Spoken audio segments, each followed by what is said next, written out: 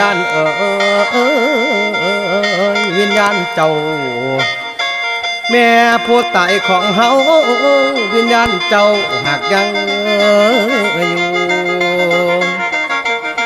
ขอให้เจ้าขึ้นสู่เมืองสวรรค์เด้อสันป่า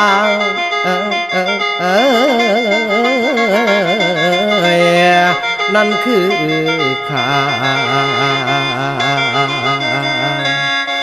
แม่อันทรงทางสาเด้อยาย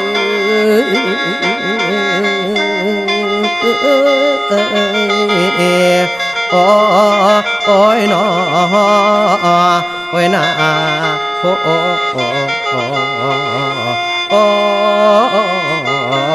ยละนา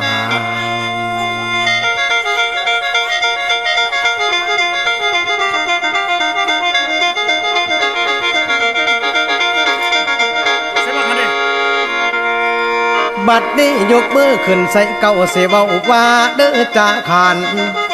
ไหว้ครูบาอาจารย์พองพระสงฆ์เด้อองค์เจ้าอม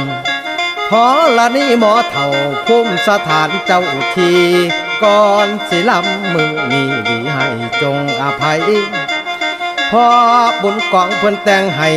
มาลำทรงดวงวิญญาณของผู้ไล่สังขารสิบาไปโนตามเรื่องแม่เหลืองเอิญอยู่ในเมืองคนนี้เหมือนหน้าที่อย่าใบวันโอ้ยแม่เอ๋ยแม่เฮาสร้างมาทอนั้นวันนี้อย่าห่วงหยังให้เจ้าไปวังหันหลังใส่เดือเมืองคนขึ้นเมื่อบนถึงสวรรค์อย่าห่วงมันเดือทางไต่มีแต่ความเจ็บไข้วัดไอเขามาสู่อยู่ไปดูนกระซำนั้นสงไทยบ่แน่นอนไปบ่อนหายโศกฮอนละทิมตอนสังขารนั้นถอนโลกของดวงวิญญาณหาอยู่นานยาวมันแม่เอ๋ยแม่เป็นคือฝันบอกมีลางหายจางไปลอย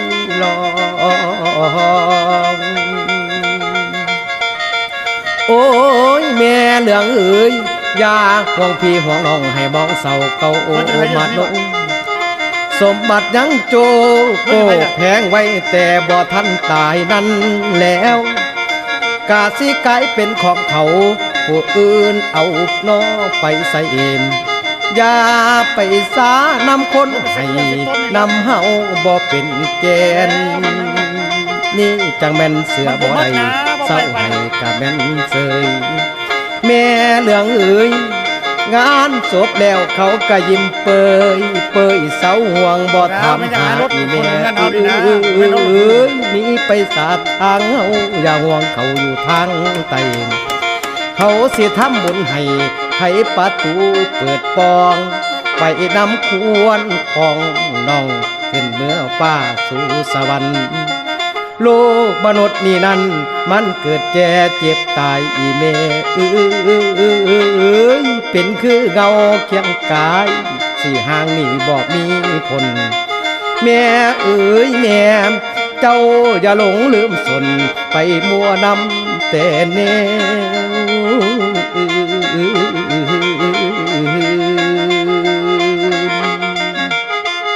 โอ้ยอีแม่เอ๋ยหลับแล้วตื่นมืดแล้วแจ้งขั้นมืดแดงกะว่าฝนวนเวียนอยู่จังสี่หมุนวีบ่ไปใส่อีแม่เอ๋ยสุดท้ายนอนกองไปแม่นผู้ใดนอเหลือข้างมีแต่บุญนอกำสั่งสินำทางไปเว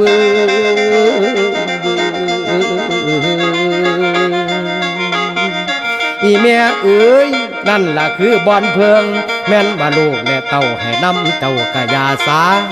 แม่เรื่องเอ๋ยห่วงนำให้มันบ่ได้เพราะว่าดอกแม่เอ๋ยห่วงนำหนามันบ่ได้พอศอก วิญญาณออกจากร่างให้เมื่อสร้างอยู่สวรรค์ดาวว่าดึงทอนั้นมีบอนสุขใจอีแม่ส่วนกองไฟกองฟอนให้ลูกหลานนอเขาเมียนอย่าให้มันมาเป็นเสียนปักใจดึงจองสมกับโมเพิ่นยองมาห่มสงสการแขกทางไก่ให้ต่างบ้านได้ยินข่าวกะมาหาอีแม่ถือเป็นบุญนำพาวาสนานอหลายล้น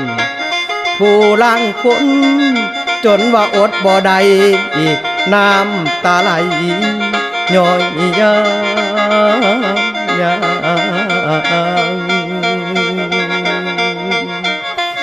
โอ้ยอีแม่เอ๋ยมาทรงทางให้เจ้าเมื่อเป่าพอพระอินทร์เจ้าบ่ไปกะบ่สิ้นฝูงหมู่เทพเทพาเพิ่นลงมาคอยรับแห่นขึ้นเมื่อป่าแม่เรื่องเอ๋ยเชิญวิญญาณเจ้าเมื่อทาไปสาเดืออยู่นำ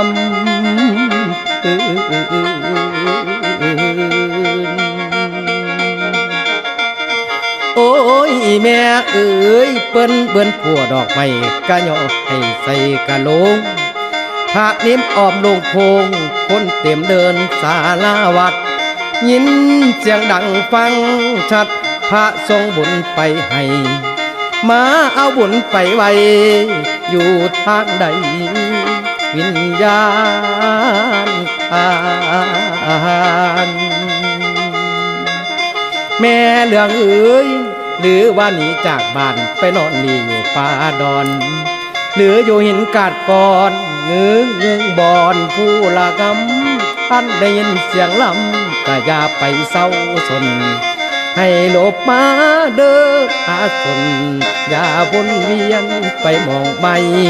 ไผสิใส่บาดเจ้ายามหิวเขาบาดอ่อนแหงอีแม่เอ๋ยแม่เหลืองเอ๋ยกลับมาวางแจงบอนเปิ่นแต่งบุญทาน32ดวงวิญญาณผ่านเอ๋ยอย่ารอสามแม่เหลืองเอ๋ยอย่าไปค้าเด้อไปข้างลงทางไปอยากอาย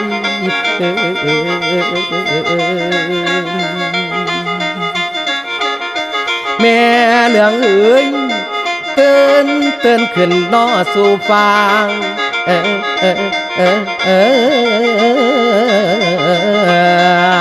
นั่นคือทางแม่นส่งทางไปถึงแล้วอยู่เจริญสาเดือยาย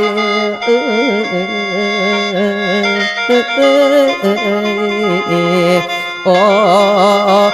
ยนอโอ้ยนาโอ้ยนอโอ้โอ้ยลันนา